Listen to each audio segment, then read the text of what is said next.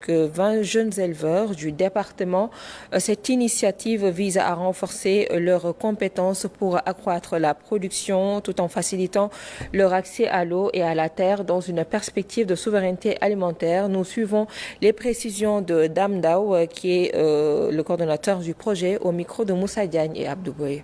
Vous le connaissez bien, le projet Melité du Wassou, qui est un projet financé par la Fondation Mastercard, est un projet qui concerne 4 pays, le Sénégal,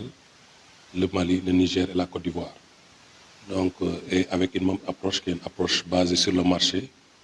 qui vise un peu à travailler dans une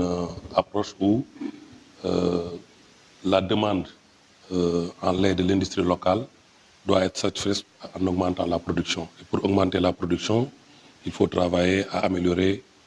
les conditions pour les éleveurs,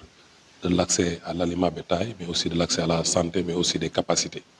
Et donc, dans un approche marché, il est nécessaire de trouver donc, des opportunités où des acteurs peuvent investir pour essayer d'améliorer la productivité. C'est dans ce sens que cette formation de ces jeunes entrepreneurs qui ont été identifiés sur la base de critères établis par l'AFER, notamment la disponibilité des assets, notamment de la terre et de l'eau, mais également d'être dans des communautés où il y a la demande en fourrage, a permis donc de former ces 20 jeunes qui vont être, comme l'a souligné le docteur Dandong tout à l'heure, accompagnés sur le volet entrepreneuriat avec d'autres skills pour qu'ils puissent être en mesure donc, de faire de ce business un travail qui va leur apporter des revenus. Et je pense que de la même manière que nous le faisons au Sénégal, nous allons le faire dans les autres pays parce que nous avons les mêmes challenges qui sont similaires au niveau de l'élevage dans la région sahélienne.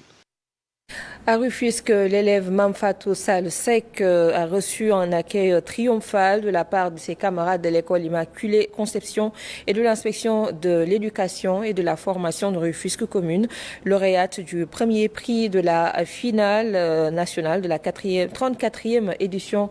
du concours.